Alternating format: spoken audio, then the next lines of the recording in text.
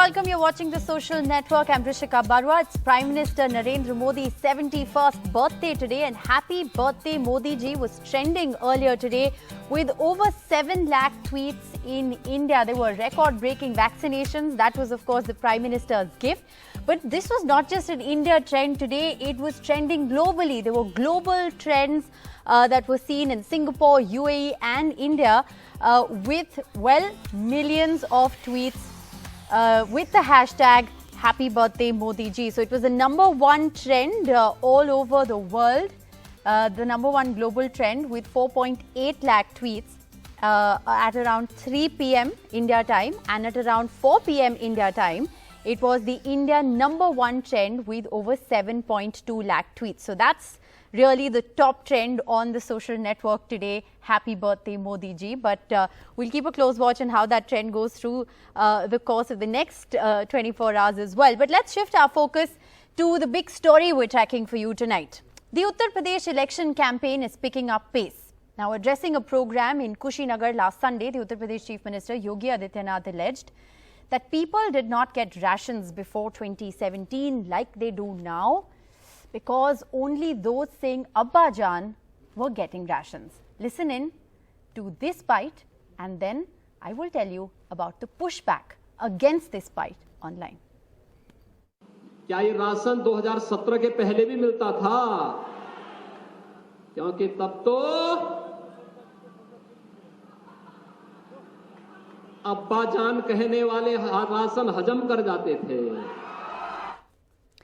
Well, this Abba Jaan jibe has backfired for the Uttar Pradesh Chief Minister, with Twitter users pushing back hard, posting photographs of their fathers with the hashtag Hamare Abba Jaan, sharing stories of love, of reminiscing about their fathers, memories, and of course pictures from the yesteryears. Users who don't even necessarily call their father Abba Jaan or Abba joined in to make this trend. So Hamare Abba Jaan and Abba Jaan was trending across Twitter, with several prominent personalities tweeting about Hamare Abba Jaan, all in a bid to counter the hate.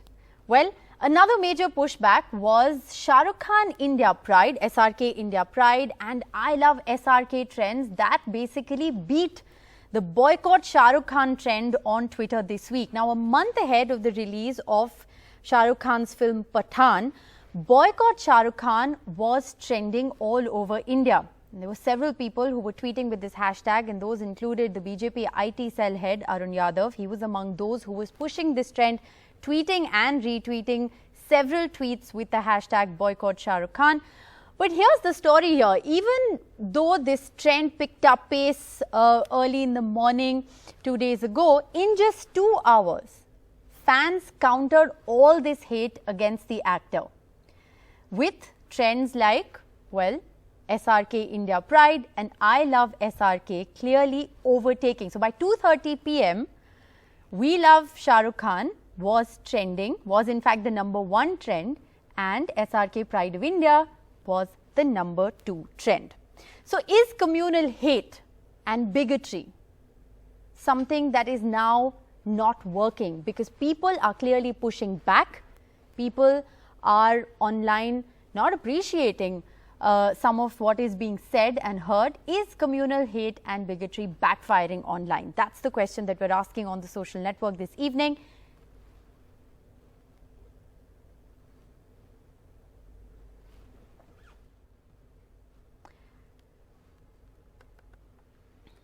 All right, so we will, of course, talk in great detail about this, but let's just take a look at some of those trends that picked up. Let's just take a look at some of those pictures that were trending online with people sharing messages about Hamare Abba Jaan.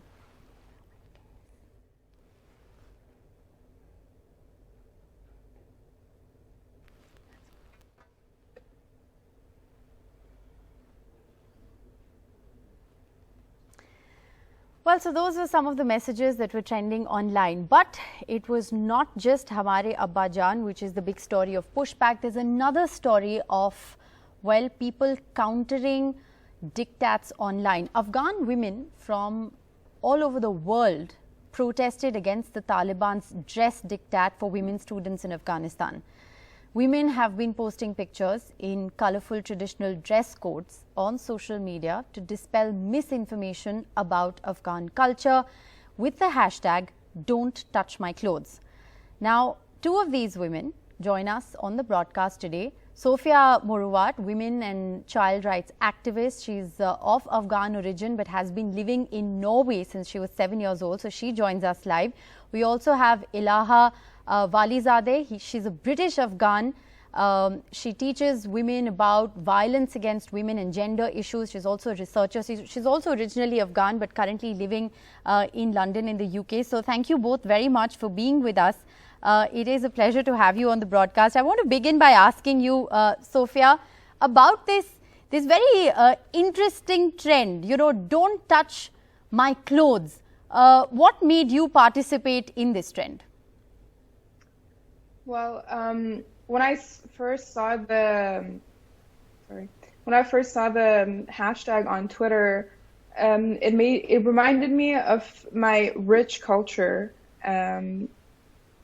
Niqab and burqa has never been a part of Afghan culture. I have my mom and my grandma and my aunts who never ever covered themselves in that manner. So for me, being a daughter of both of my parents being politically active in Afghanistan and fleeing Taliban, the same terrorists who are now trying to dictate us once again, it was an easy task for me to do, to jump on the trend and make sure that I'm a part of this protest. Ilaha, what about you? What did you make of this trend? Hi, thanks for having me, and apologies, I'm on my phone, so if the picture is not very clear, it's because I've been on the road. We can hear you and see you very clearly. Go ahead. Perfect. Brilliant. Thanks for clarifying that. So for me, it's not a trend. It started off as a campaign against the Taliban enforcement of the burqa on Afghan women.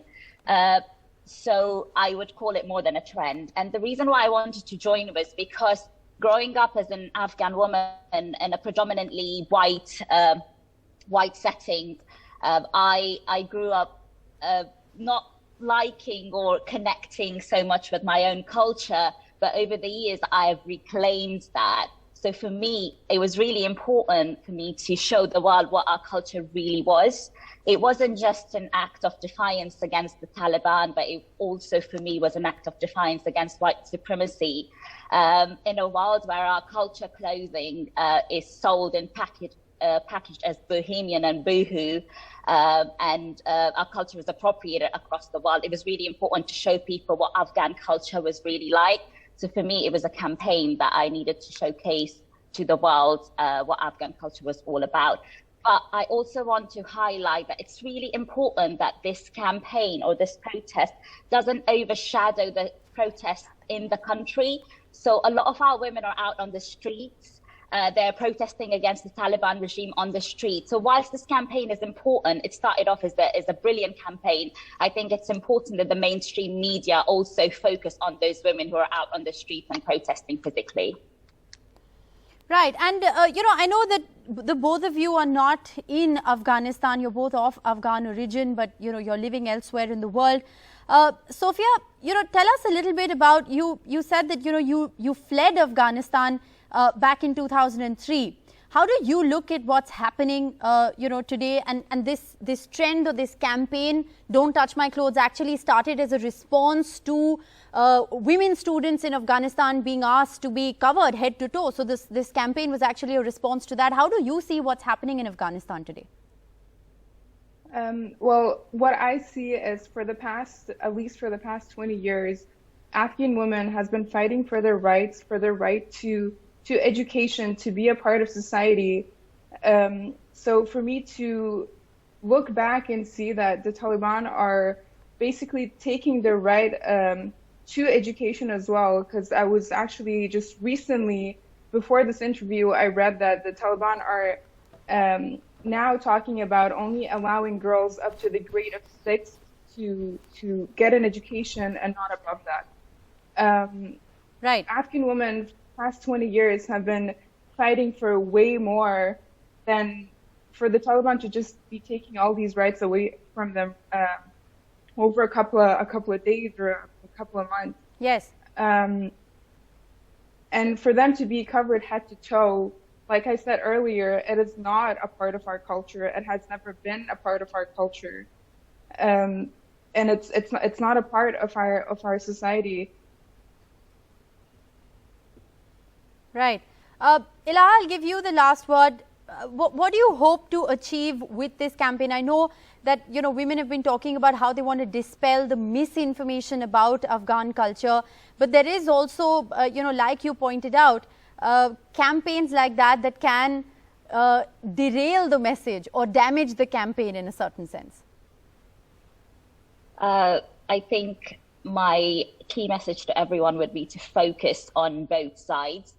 Whilst this campaign is really important, a lot of amazing women across the world are sharing colorful clothing, talking about our vibrant culture, but it's also very, very important to remind people that the purpose of this campaign was for women to have a choice, to dress how they want to.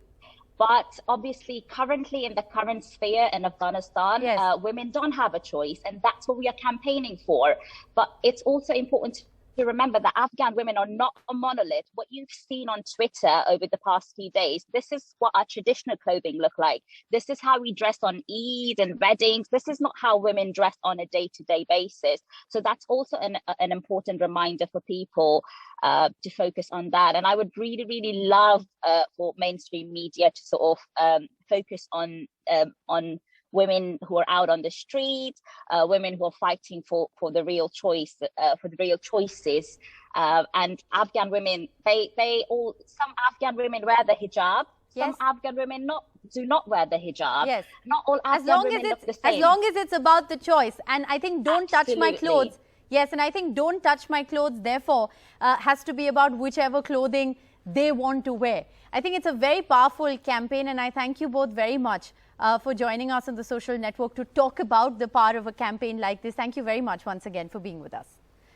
Well, like I said, there's been a lot of pushback this week that one has seen online, whether it was against the Taliban dress diktat or whether it was, like I said, Hamare Abba Jaan that was trending on Twitter. And we have Anna Vetikad, writer and journalist, joining us. Thanks very much, Anna, for being with us. You participated in the Hamare Abba Jaan campaign on Twitter.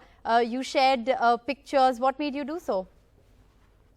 I think that I'm a little sick and tired of the effort. Little is an understatement. Tired and angry with the effort to divide us and compare, almost like brainwash us into hating the Muslim community, demonizing the Muslim community in ways both subtle and overt. And, the use of the word Abba Jaan, I mean, without even saying the word, saying the word Muslim, by insinuating that resources have been given to Muslims in UP that were not available to Hindus in UP is criminal for any politician. And to use something as beautiful as the word Abba Jaan to demonize the Muslim community is just beyond ridiculous. And I know that there are some people, I was actually surprised and disappointed that there were some members of the Muslim community who described this campaign as tokenism. But I want to clarify that the campaign itself was started by members of the Muslim community, and those who joined in, who were non-Muslims, yes, did so as an act of solidarity with the Muslim community. And the fact that one is joined the Hamare Abba Jaan campaign doesn't mean that that's all that one is doing. And honestly, if that's all that one is doing, there is a problem, of course, because there is so much else that needs to be done. We need, for instance, to call out our relatives and friends in social circles who openly express hatred against the Muslim community these days, in a way that they were not doing earlier. We need to do a lot of hard work. Yes. Well, that's the larger question here, isn't it? Whether it was how quickly the SRK fans could beat that boycott SRK tag, whether it was, Abba Jaan trending as a pushback to what the Uttar Pradesh Chief Minister said. Manisha Priyam, do you believe that, there is a pushback against this narrative of hate? Yeah, I indeed believe that there is a pushback, and there should be. This is hyper-nationalist linguistic assertion that hurts people. It's been going on in elections. Remember, the same gentleman who holds a position, a constitutional position under oath, uses it to gain impunity for himself, calls someone green virus. And the corona times are not lost on us. When, a particular community contracting the virus, and it's, whatever it was, but it was referred to as a certain kind of jihad. Yes. The online, this thing was full of images where you had the coronavirus in a particular color. Yes. And it is meant to, put indignity. It is meant to assault, hurt on a particular community. And I don't think that's what we stand for as Indians. You can name my religion as a majority religion. I don't think my religion stands for it. I don't think my country stands for it. And I don't think we need to buck under this trend of, just allowing constitutional functionaries to go ahead with linguistic assertion that is meant to inflict hurt on people. Yes, but what do you make as somebody who who understands this space as a researcher, as a political analyst? What do you make of this distinction? Because something that may earn loud praise or a rousing reception from a campaign rally is now seeing pushback online. What do we make of this kind of a distinction? So, I think early on people were a bit indifferent to this or were taken aback by this kind of expression. But I think now people are rightly so asserting themselves and saying that this is not how you go on. Since there's so much impunity going on, you cannot punish people for saying this, and let alone say anything to the holder of a constitutional position who should be saying these things. And let me tell you, in election after election, we've seen that BJP does not win on these reasons. This doesn't help the BJP at all. So I don't know why this goes on and why it should be allowed to go on. In the Delhi elections, for example, we saw what happened. That's very interesting. Anna, if I can just come back to you for a brief comment on SRK. I mean, the way the trend changed online, and in a matter of 2 hours, there were 2 trends supporting the actor that just drowned out all the hate against him. What are we to make of this? Well, of course, firstly, Shah Rukh Khan is a massive star. So I think there's one has to separate that from an effort to generate hatred against the general mass of Muslims, because there are obviously organized fans and fan clubs who will respond spontaneously when there is hatred against someone like Shah Rukh Khan. But whether it is the Hamare Abba Jaan campaign or the pushback against hatred directed at Shah Rukh Khan, what both of these show is that there are a lot of good people in this country, but good people need to realize that it is not okay to just stay silent and sit back and say, well, at least I'm not participating in the hatred. No, you have to go and sit at Shaheen Bagh. You have to speak on every available platform. You have to silence the hate mongers within your families and in the social circles you attend. That trend to silence hate online is something that we've seen, and we've seen it happen not just when it came to the Abba Jaan hashtag or when it came to the hate against Shah Rukh Khan. We also saw it, when Don't Touch My Clothes trend in terms of Afghan women literally rebelling against the Taliban, telling them what to wear. So that pushback is happening. And it has indeed, been a very refreshing trend to see as far as the social network is concerned. Thank you both very much for joining us. But I want to move on at the moment. We've talked a lot about pushback and, a lot about what's been happening on Twitter. But let's just shift our focus to, this whole trend of social media influencers on Instagram, for instance. Now, how young do you think, young is when it comes to social media influencers? Well, I thought maybe, people in their late teens, early 20s are social media influencers, but no. I'm going to introduce you to the Kochar family. Ananya, who's 10 years old, Shania is 8 years old, and Sian, 6 years old. They have over 100,000 followers each on Instagram. So they're going to join me for a quick chat, but let's just look at what they've been up to on Instagram. Trend बंदे था मैं बहुत विखे है Marvel hero. Yes. This is Spider-Man. Dance trend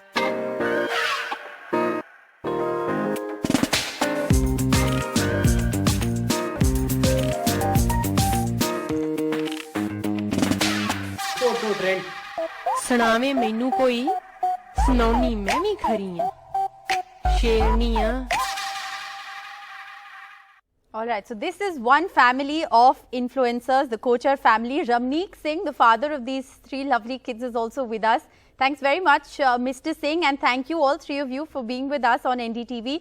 I want to begin by asking you, in an age when we are seeing parents trying to do everything they can to keep their children away from social media, you have your 3 children as Instagram influencers. What made you take this step? Thank you for having me. Actually, this happened to us. We never planned anything in that way. So it happened and we just went with the flow. We got really, really good response from the audience. And well, I feel that the future is social media influencing. So early you start, the bigger you become when you grow big. So my kids are like very, very young. So I believe when they will be at a like good age, when they decide their future. So this will be a very, very big platform or very, very good platform to earn money. We are in this very small age, brands are connecting with my kids. They want their brands to promote. And I believe that this can be a very, very lucrative and very, very bright future for my kids. Also, they are enjoying this fact that we are loving and we are, we're making good content. We are having fun family time and everything is good about this. So we are all very happy. I want to ask you the question that probably every parent wants to ask you, and I'm guessing you've answered this before. How do you keep your kids safe? There is a lot of hate in the online world. There's a lot of trolling. How do you put filters? Do you remove them from the negative impact? Yeah, that's a very good question. So I would like to answer in that way that every big platform has a filter, what you said rightly, that you can block some bad words, so those comments are not shown publicly. We have done that on our Instagram, on YouTube, everywhere. So there's a profanity filter and other filters available. You block negative comments with the profanity filter. Yes. But by God's grace, we are a family content creators, so we are loved by kids and so we don't I hope there's always more. I hope there's always more love than hate. But Ananya, if I can ask you, how does it feel to be an influencer? You're just 10 years old. Yeah, it feels really awesome. It feels really like. It feels very lucky, it feels very blessed, and I'm proud that people come to us, people look to us, people come and click pictures with us. People click pictures with us and people say good wishes, good words to us, and I'm loving it. Okay, you're loving it. I'm going to ask you how you make time for your studies, but that's in a moment. Shania, you're 8 years old. What does being an influencer mean to you? How do you handle all this fame? Influencer means we can influence people's life in 2 ways, in a positive way or in a negative way. We are a role model for them. People want to do the same things what we do, and how I deal with it. We want to influence people's life in a positive way. So positive influence is what you want to do. Sian, you're 6 years old. What are your friends and peers? What do they say when they look at your videos online? You have more than 100,000 followers on Instagram. They love me. They appreciate. Yes. Yeah, and I love it. Yes. Okay. And when do the 3 of you study? Do you study at all? Is that a part of the deal? Yeah. We have made a timetable. So in the morning we complete our studies. At the evening we shoot 2 hours. Okay. We shoot 4 days in a week. Okay, so you shoot 4 days in a week and you still make time to study. And do you want to continue to do this? Do you enjoy this space? Is that what you see yourselves doing? Yeah. Okay, well, like I said, you'll be surprised at how young influencers can be on social media. Kochar family, it was a pleasure having you on the show. Thank you very much, all of you, for joining us. That's all the time we have on the social network. Thanks so much for watching. Up next, Big Fight with Sanket.